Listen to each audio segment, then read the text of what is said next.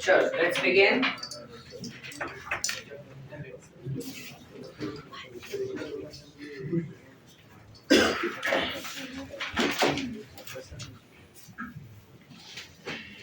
So, next chapter that we begin up with right now is respiration in plants.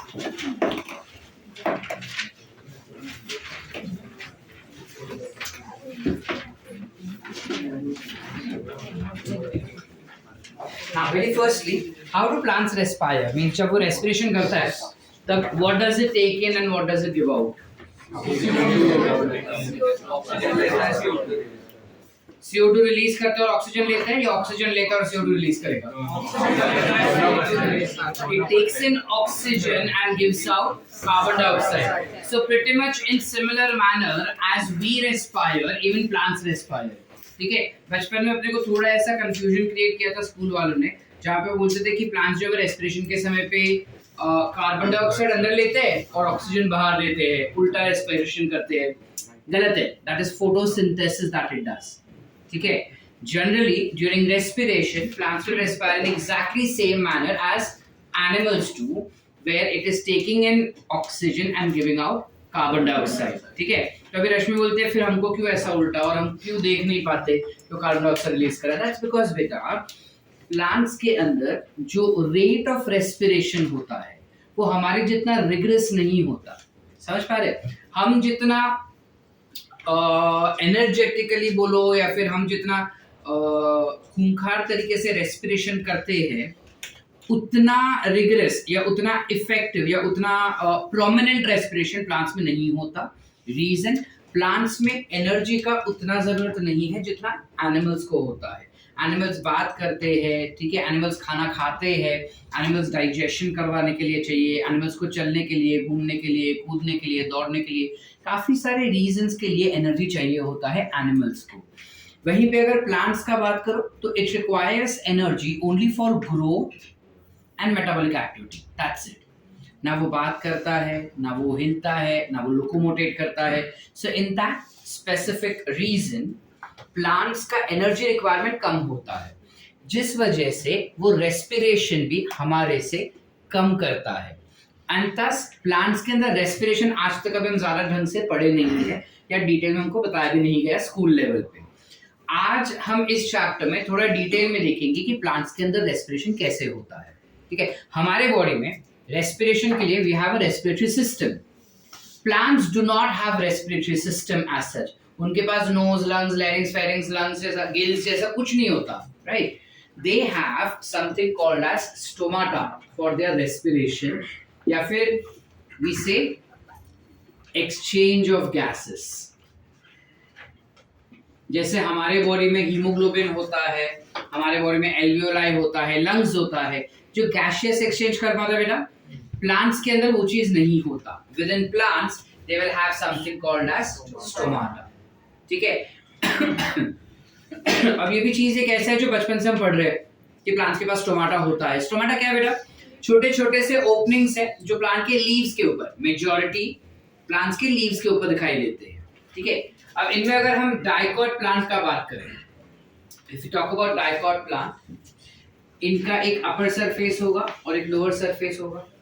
Yes और no? Meaning if this is a leaf that we have, मैंने इस leaf को यहाँ से cut कर दिया. ठीक है, या फिर चलो ऐसे दिखा देता, ये लीफ हो गया. चलो ठीक है, ये लीफ को मैंने कट कर दिया.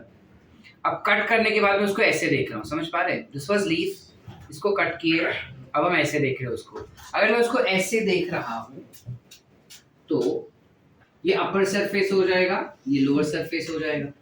डाइकॉट के अपर सरफेस पे अपने को स्टोमाटा नहीं दिखता, सिर्फ और सिर्फ लोअर सरफेस पे you will find stomata. Stomata is nothing but as said they are pores. In pores के opening और closing guard किए जाते हैं या regulate किए जाएंगे by something called as guard cells, जो कुछ ऐसे रहते हैं. डाइकॉट है इसलिए किडनी बीन शेप का है. इन गार्ड सेल्स का जो अंदर वाला वॉल रहता है ना बेटा, वो काफी मोटा होता है. Inner wall of this guard cell is very very thick as we can see over here. ठीक है, outer wall is thin. Clear? इसके अलावा गार्ड सेल्स के आसपास you will also have some special epithelial cells, कुछ इस प्रकार के.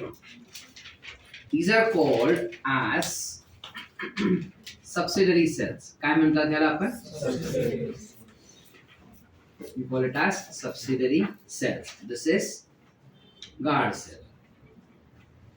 ठीक है बेटा, ये हो जाएगा गार्ड सेल का inner wall, inner thick wall of guard cells. ठीक है. इसके अलावा गार्ड सेल्स के अंदर you also see the presence of green coloured structure. बताओ ये क्या हो जाएगा?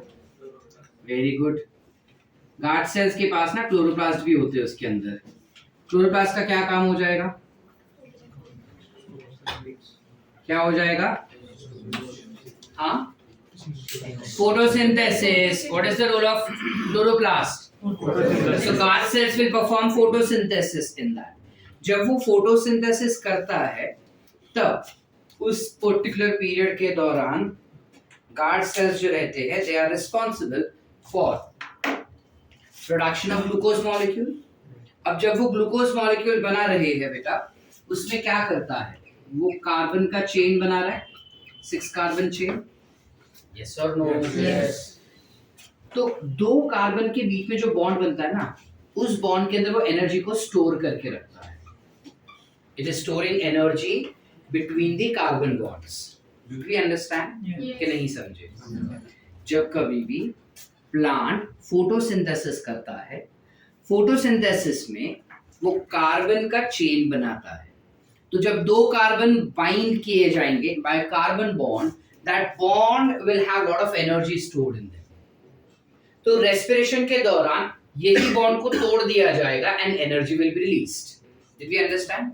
कि नहीं समझे? So if I have to define respiration, it is nothing but breakdown of complex substances into simpler chemical. Yes or no? Complex substance को simpler substance में break down करना या simple chemical banana, that is nothing but respiration. और इस breakdown के दौरान there will be release of energy. कैसे energy release हो रहा है अभी बताया just तुमको, है ना? और ये जो energy release होता है बेटा, जितना भी टोटल एनर्जी रिलीज होता है, 60% of energy, 60% of that energy is utilized as heat, whereas 40% is stored as ATP.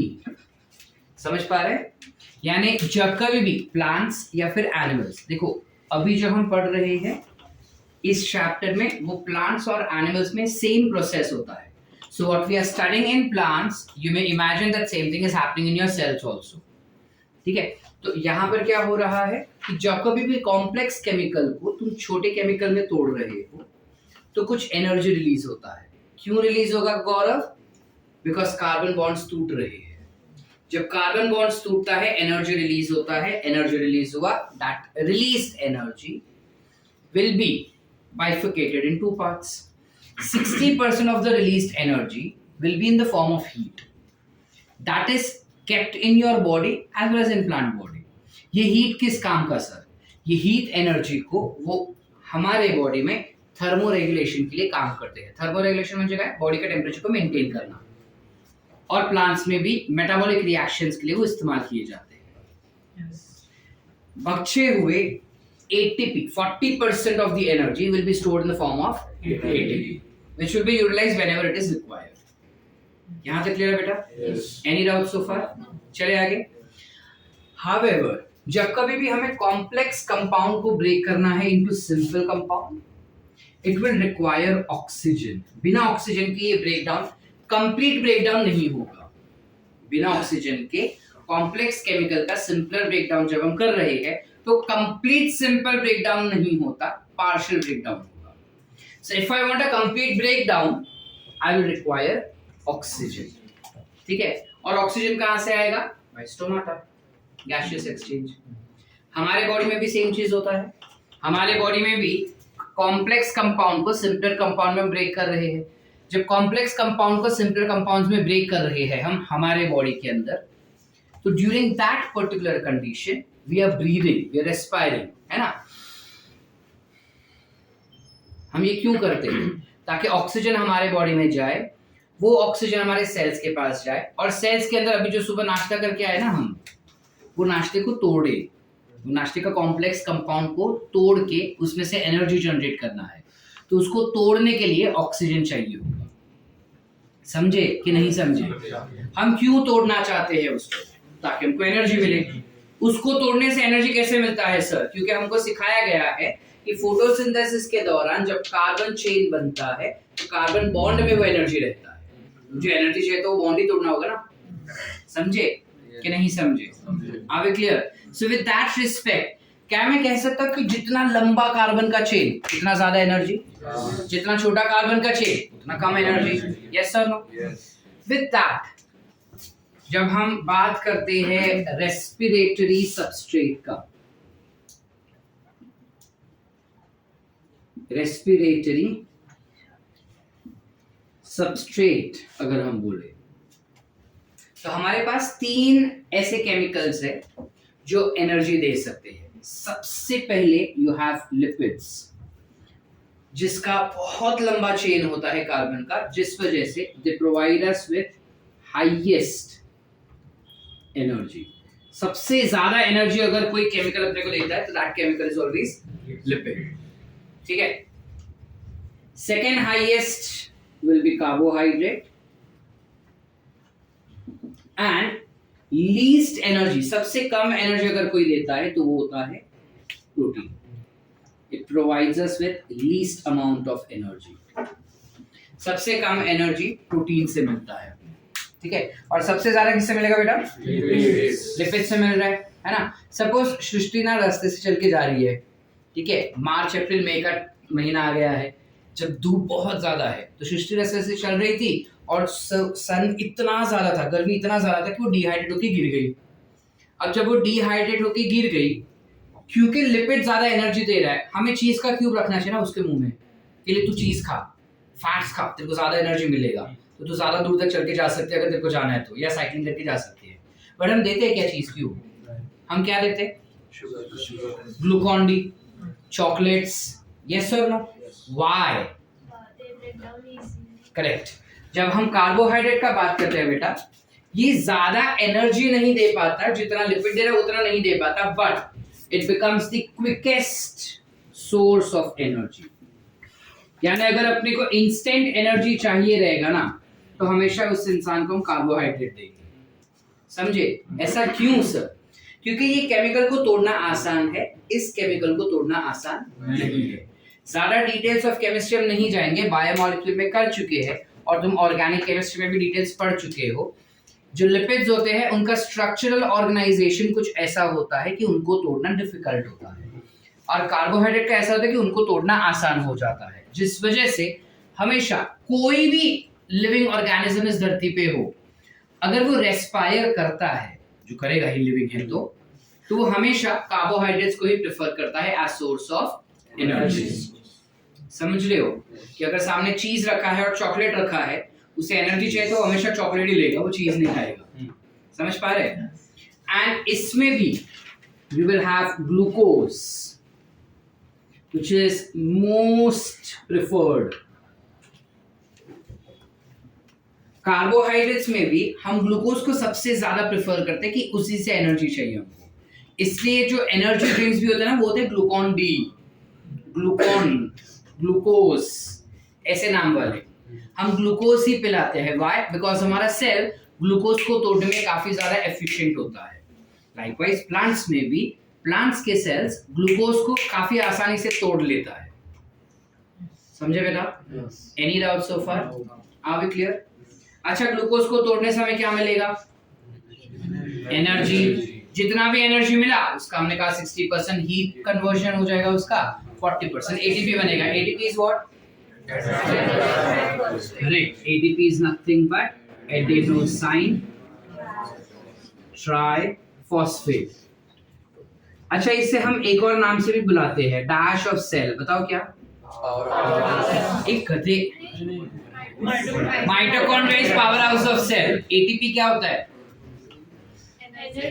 Energy currency of cell. याद रखना, अगर बाई चांस कहीं पे आया तो इतना इजी क्वेश्चन नहीं पूछेंगे, बट बाई चांस पूछा तो it is the energy currency of cell. यानी कि जब सेल को एनर्जी चाहिए होता है तो वो एटीपी देता है कि ये ले एटीपी, अब इसको तोड़ के एनर्जी ले ले। समझ पा रहे कि नहीं समझे? जैसे हम कोई सामान खरीदने जाते हैं तो हम उसको पैसे देते हैं कि भाई मेरे को वड़ा पाव चाहिए, तू 10 रुपए ले और वड़ा पाव दे। वैसे सेल को अगर एनर्जी चाहिए तो क्या होता है? एटीपी दिया, उसने तोड़ के एनर्जी ले लिया उसमें से। समझ पा रहे? सो एडेनोसाइन ट्राइफॉस्फेट, इसका स्ट्रक्चर कैसे हम अज्यूम कर सकते हैं? तो इसको जरा तोड़ो, नाम को तोड़ो। It is adenosine. वर्ड सुने हैं कभी जिंदगी में? दक्ष कभी सुना है? क्या होता है adenosine?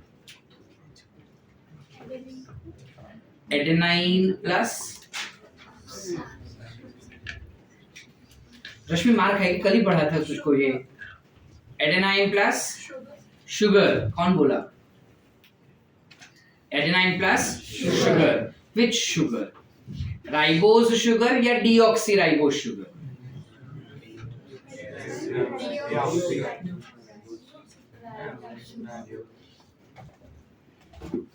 It will be a ribose sugar. अगर ये डीऑक्सी राइबोज शुगर होता बेटा तो नाम होता डीऑक्सी एडेनोसाइन ट्राइफॉस्फेट। बायोमोलिक्यूल एक बार फिर से रिवाइज करके बैठना नेक्स्ट लेक्चर, ठीक है? Adenosine triphosphate is nothing but having a ribose sugar. तो ये हो गया हमारा राइबोज शुगर। कितने कार्बन का होता है राइबोज शुगर? क्योंकि सर ने 4 बनाया इसलिए 4। It's a pentose sugar. 1 2 3 4 और 5वां बाहर होता है। It's a pentose sugar, 5 carbon. इसके फर्स्ट कार्बन पे you will have attachment of, सारा बायोमोलिक्यूल गया तिलिंदे में, नहीं सब उड़ गया। We'll have nitrogen base attached on the first carbon. कौन सा nitrogen base लगेगा? शुक्रिया। You will have attachment of adenine. नहीं तो बोलते थे जो आपका मर्जी लगा दो, चलेगा sir. You have attachment of adenine over here. ठीक है बेटा? एडेनाइन लगा दिया शुगर के साथ, ये स्ट्रक्चर बन गया एडेनोसाइन। क्या बना ये? एडेनोसाइन। क्या बना ये? एडेनोसाइन। अब इसमें हमें ऐड करना है ट्राइफॉस्फेट ग्रुप, ठीक है? तो सबसे पहले एक फॉस्फेट हमने यहाँ पे लगा दिया। जब ये फर्स्ट फॉस्फेट लगा बेटा 7.3 किलो कैलोरी का एनर्जी इसमें चला जाता है, यानी ये बॉन्ड 7.3 किलो कैलोरी का एनर्जी कंटेन कर रहा है। समझ पा रहे कि नहीं समझे? The bond that is formed between between ribose sugar and phosphate molecule will have 7.3 kilocalories. Acha, what is this bond?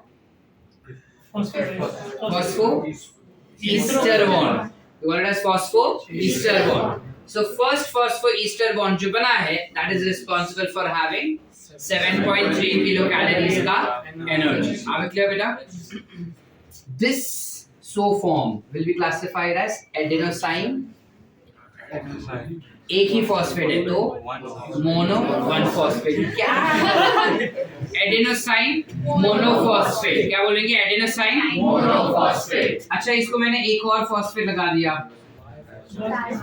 Adenosine diphosphate. फिर से एक और 7.3 किलो कैलोरी का एनर्जी चला जाएगा यहाँ पे, ठीक है? तो टोटल कितना एनर्जी हो गया अभी? 14.6, ठीक है? This becomes adenosine diphosphate. एक और फॉस्फेट लगा दिया, क्या बना ये? Adenosine triphosphate. मुझे जो स्ट्रक्चर चाहिए था वो बन गया बेटा। Again I will have 7.3 kilo calories का energy that will be involved in attachment of another phosphate group. So अगर हम एटीपी एज अ स्ट्रक्चर देखें तो एटीपी एज अ स्ट्रक्चर हमें कितना एनर्जी दे सकता है? मैक्सिमम 21.9 किलो कैलोरीज का एनर्जी दे सकता है ना? लेकिन कभी भी कोई भी एटीपी हमें इतना एनर्जी देता नहीं है, हम लेते भी नहीं है उसके पास से, ठीक है? ATP is always getting converted into ADP. हम उससे ज्यादा उसको नहीं तोड़ते, अनलेस इमरजेंसी केस होगा ना तो ही हम AMP तक तोड़ेंगे उसको, लेकिन सारे के सारे फॉस्फेट कभी नहीं निकालते। ऐसा क्यों सर? बिकॉज वो स्ट्रक्चर अनस्टेबल हो जाता है, और फिर से अगर हमें इसे बनाना रहेगा तो ज्यादा एनर्जी एक्सपेंडर लगेगा, इस वजह से। नहीं समझे? समझा? नहीं समझा? चलो, सो जनरली हम क्या करते हैं, एटीपी से एडीपी कन्वर्जन करेंगे। तो अगर एटीपी से एडीपी कन्वर्जन हुआ वीर, तो कितना एनर्जी मिलेगा अपने को बेटा? 7.3 किलो कैलोरीज। कितना मिलेगा? 7.3। एटीपी से एडीपी कन्वर्जन हुआ तो वी आर गेटिंग 7.3। एक बॉन्ड टूटा ना तो 7.3 रिलीज होगा, पता है। एटीपी से एएमपी हुआ तो 14.6, ठीक है। और सारे एटीपी से एडेनोसाइन बना तो 29.9।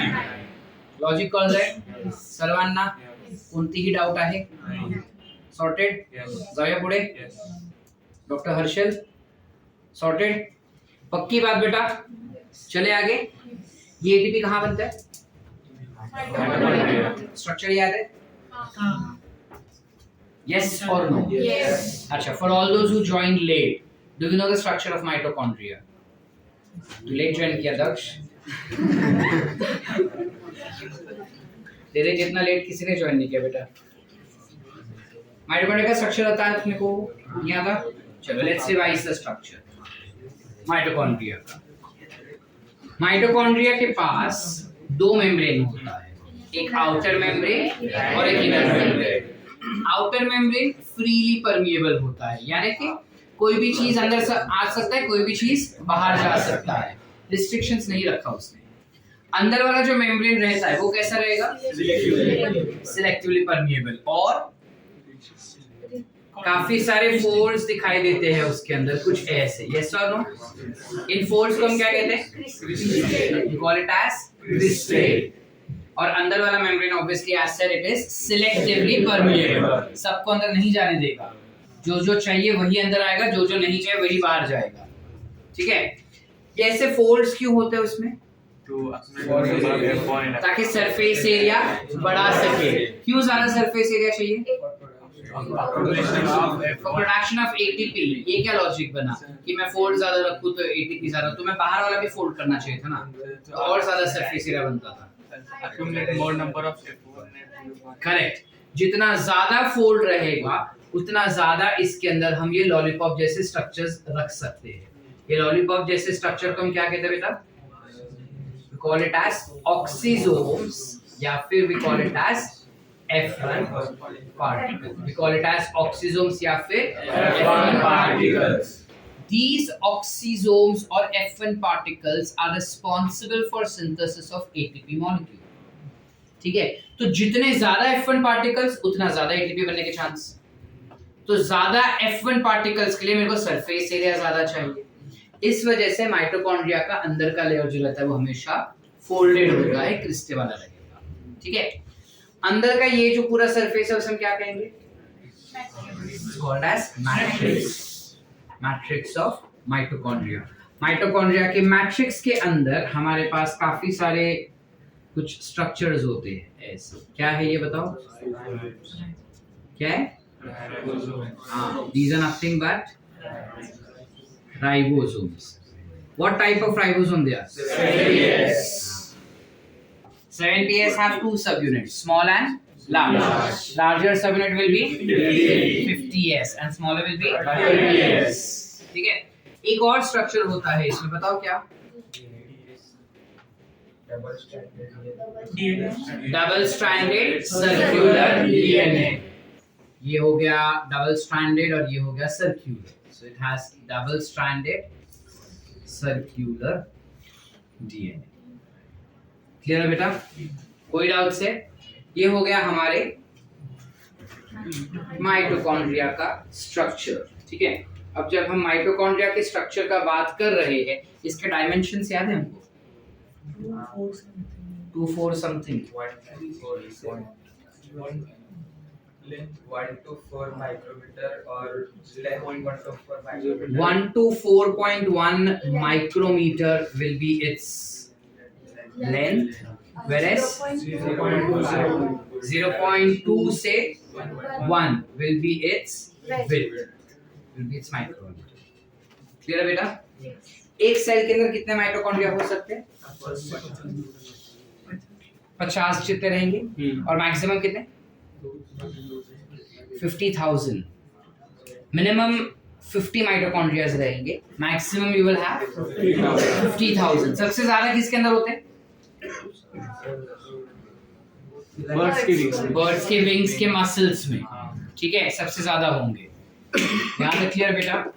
Any doubts? क्या बोले हम कि प्लांट्स जो होता है या एनिमल्स जो होगा वो रेस्पिरेशन इसलिए करता है ताकि उसको एनर्जी मिल सके. ठीक है, एनर्जी कैसे मिलता है? तो you have a complex organic compound जिसमें कार्बन बॉन्ड्स दिखाई देते हैं. तो जब दो कार्बन एक दूसरे के साथ बाइंड करके बॉन्ड बनाते हैं, उस बॉन्ड के अंदर एनर्जी को स्टोर किया जाता है. जब कभी भी एनर्जी चाहिए रहेगा, उस बॉन्ड को तोड़ दो, एनर्जी रिलीज होगा. जो एनर्जी रिलीज हुआ है वो दो पार्ट में डिवाइड होता है. 60% हीट प्रोड्यूस होगा, 40% will be saved in the form of ATP molecule, and this ATP is synthesised in mitochondria. ठीक है, इसके अलावा जब ये बॉन्ड टूट रहा है वगैरह वगैरह वगैरह, कॉम्प्लेक्स ऑर्गेनिक को सिंपलर में हम कन्वर्ट किए. For complex organic compound to get broken down into simpler, I will require something called as oxygen. Very good, Daksh. You require something called as oxygen. और ऑक्सीजन कहाँ से मिलता है plants को? और हमें कहाँ से मिलेगा? By respiration, aerobic respiration. Are we clear? Yes. Did we understand? सबसे ज्यादा एनर्जी कौन देता है? जिसके पास सबसे ज्यादा कार्बन चेन रहेगा, सबसे लंबा कार्बन चेन रहेगा. किसके पास होता है सबसे लंबा कार्बन चेन? सबसे छोटा और सबसे क्विकेस्ट कौन सा chain? Carbohydrate gets broken down, है उसमें भी क्विकली गेटिंग ब्रोकन डाउन वाला कार्बन. आसान? कोई डाउट्स यहाँ तक? एवरीवन? अच्छा, एटीपी जब बनता है तब एक फॉस्फेट लगाने के लिए कितना एनर्जी चाहिए? तो जब मैं एटीपी को एडीपी में कन्वर्ट करूं तो कितना एनर्जी रिलीज होगा? याद रहेगा अपने को? Everyone? Then we go ahead. इसके आगे जब हम देखते हैं, हमें पता है कि ग्लूकोज मॉलिक्यूल जो रहेगा बेटा, it gets broken down to something called as pyruvic acid. By default ये ब्रेकडाउन तो होगा ही होगा. ठीक है, by default this breakdown will always occur, whether वो एरोबिक रेस्पिरेशन हो या एनारोबिक. ग्लूकोज जब पायरुविक एसिड में कन्वर्ट हो जाएगा, उसके पास 3 फेट्स होते हैं. There are 3 fates. फेट म्हणजे काय? उसका नसीब, उसका फ्यूचर. इसका पायरुविक एसिड का फ्यूचर 3 प्रकार का हो सकता है, डिपेंडिंग ऑन कि उसके आसपास का एनवायरनमेंट कैसा है. अगर उसके पास बहुत ज्यादा ऑक्सीजन है तो वो कार्बन डाइऑक्साइड, पानी और 38 एटीपीज देगा अपने. अगर उसके पास बहुत ज्यादा ऑक्सीजन हुआ तो. अगर पायरुविक एसिड के पास ऑक्सीजन नहीं है तो वो कार्बन डाइऑक्साइड देगा, पानी की जगह पे पार्शियल ब्रेकडाउन होगा. मैंने क्या बोला था? ऑक्सीजन नहीं होगा तो कंप्लीटली सिंपल कंपाउंड नहीं बनता, पार्शियल ब्रेकडाउन होता है, जिस वजह से अपने को पानी नहीं मिलेगा लेकिन दारू मिलेगा, which is ethanol. Plus complete breakdown नहीं हुआ तो 38 एटीपीज भी नहीं मिलेंगे. कितने मिलेंगे अपने को? 2 ATPs. You get only 2 ATPs. 10th में ये था आपने. ठीक है, अब हमारे बॉडी में तो ये वाला प्रोसेस हो नहीं सकता. ठीक है, जब हम बहुत ज्यादा रिग्रेस एक्सरसाइज कर रहे हैं, ठीक है, हम जॉगिंग कर लिए, हम एक्सरसाइज किए, ठीक है, हम ये वो कर रहे हैं, तब हमारी सांस फूलने लगती है. क्यों? Because as I said, for breaking down, for getting the energy, you need to break down the compound. For breaking down the compound, you require oxygen. तो मैं जितना ज़्यादा एक्सरसाइज कर रहा हूँ, मुझे एनर्जी उतना ज़्यादा चाहिए, यानी ऑक्सीजन उतना ज़्यादा चाहिए. इस वजह से मेरी सांस फूलने लगती है ताकि ज़्यादा ऑक्सीजन जाए. ठीक है, और जब हम हिल रहे हैं, कोई भी मसल, कोई भी मूवमेंट दिखा रहे हैं, the muscles are getting contracted and relaxed continuously. Yes or no? So muscles में ऑक्सीजन ज़्यादा चाहिए अपने को. ठीक है, वो मांग रहा है और दो और दो और दो और दो बोल रहा है वो. अब हम कितना भी ज्यादा फास्ट ब्रीथ करें, ऑक्सीजन कितना भी बॉडी को दे, एक पॉइंट पे आने के बाद मसल्स बोलता है कि दे ऑक्सीजन, कम पड़ रहा है और दे, उससे ज्यादा फास्ट हम ब्रीथ नहीं कर पाते। So, एक पॉइंट आप ऐसा आता है जहां पे हमारे मसल्स के पास ऑक्सीजन नहीं होता। अब जब हमारे मसल्स के पास ऑक्सीजन नहीं होता तब कार्बन डाइऑक्साइड प्रोडक्शन नहीं होता, अल्कोहल भी नहीं बनता। अगर ऐसा होता कि अल्कोहल बन रहा है तो इंसान जो है वो एक्सरसाइज करके ही नशे में रहते। दारू बन रहा है ना बॉडी में, है ना, लेकिन ऐसा नहीं होता। हमारे बॉडी में glucose gets broken down to give you something called as lactic acid. So glucose gets broken down to pyruvic acid. Pyruvic acid से बनेगा lactic acid plus 2 molecules of ATP. Are we clear up clear बेटा? Any doubts so far? पक्की बात। इस chapter में ये चीजें कब, कहाँ, कैसे, किन स्टेप्स में होती है और कैसे बनती है वो हमें इस चैप्टर में डिटेल में देखना है। Are we clear? Any doubts? हम बचपन में दैट इज 10th स्टैंडर्ड तक सिर्फ इतने कॉन्सेप्ट्स को पढ़ चुके हैं, कुछ नया नहीं पढ़ा हमने सिर्फ वही चीजें रिवाइज की जो हम 10th में पढ़ चुके हैं। अब जो हम पढ़ने वाले हैं वो सारे डिटेल्स होंगे, ठीक है। अब इसमें obviously this is classified as aerobic respiration, call it as aerobic respiration, this is called as anaerobic respiration. इसे भी और इसे भी दोनों को हम एनारोबिक रेस्पिरेशन ही कहेंगे। This is anaerobic respiration in animal body, this is anaerobic respiration in plants. आगे क्लियर? चले आगे, पक्की बात। तो जब एरोबिक रेस्पिरेशन का हम बात करते हैं, एरोबिक रेस्पिरेशन हमेशा 3 स्टेप में होता है। कौन से होते हैं ये 3 स्टेप, ये हम बताएंगे, पर पहले इतना लिख ले। यहाँ तक क्लियर है सबको? वंस मोर और अंडरस्टूड? चलो क्विकली राइट डाउन इतना।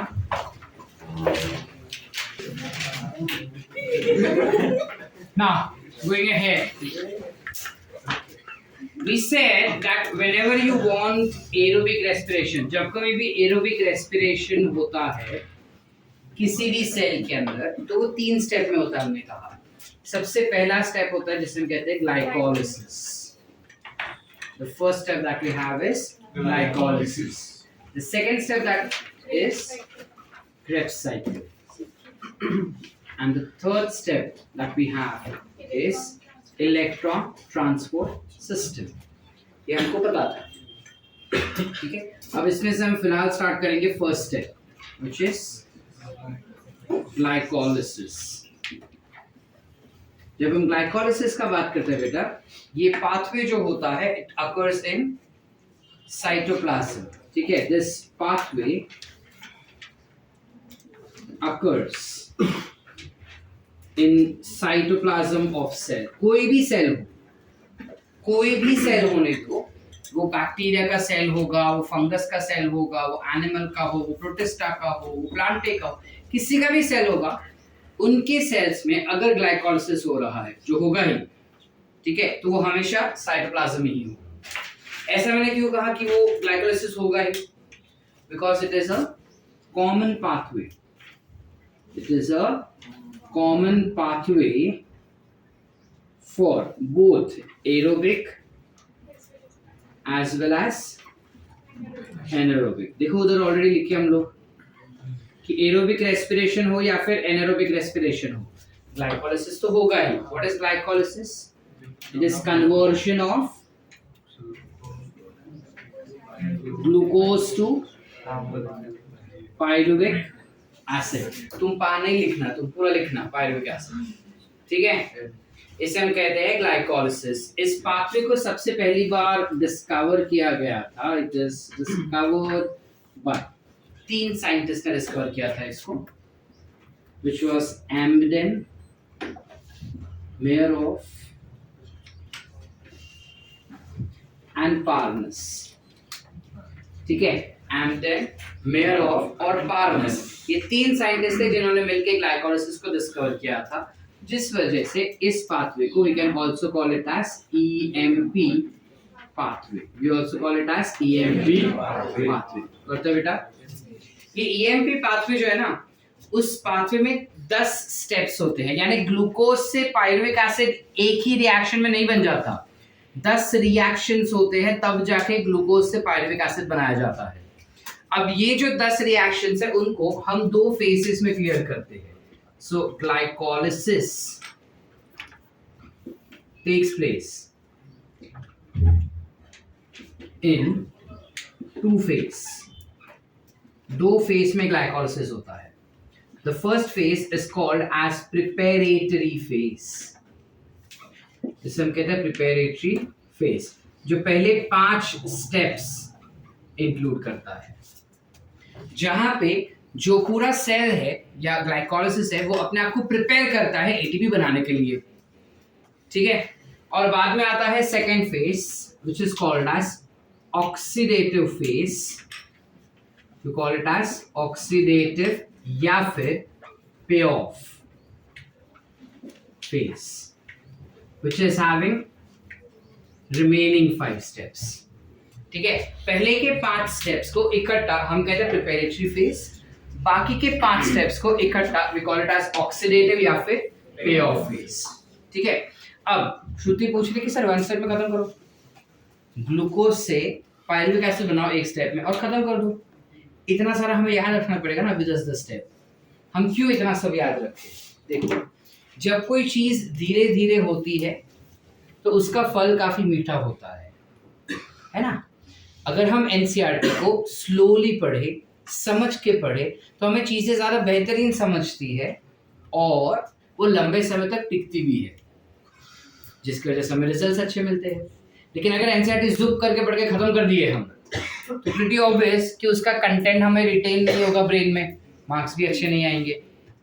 चाय अगर बना रहे हो, अगर बनानी आती है, उसको धीमी आंच पे लंबे समय तक रखो ना तो चाय का टेस्ट बेटर होता है.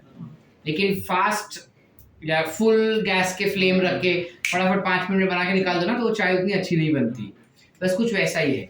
जितने ज्यादा स्टेप्स होंगे रिएक्शन में बेटा, उतना ज्यादा एनर्जी रिलीज होगा. जितने कम स्टेप्स रहेंगे उतना कम एनर्जी रिलीज होगा. सो अगर हमें ज्यादा एनर्जी चाहिए तो स्टेप्स बढ़ाने होंगे. इस वजह से ग्लाइकोलिसिस 10 स्टेप में होता है. अभी क्लियर? अब ये 10 स्टेप्स कौन से हैं ये हम अगले एपिसोड में देखने वाले हैं. आज के लिए हम इतना ही करने वाले हैं. यहां तक क्लियर है? Any doubts? नक्की लिखे इतना. चलो कोई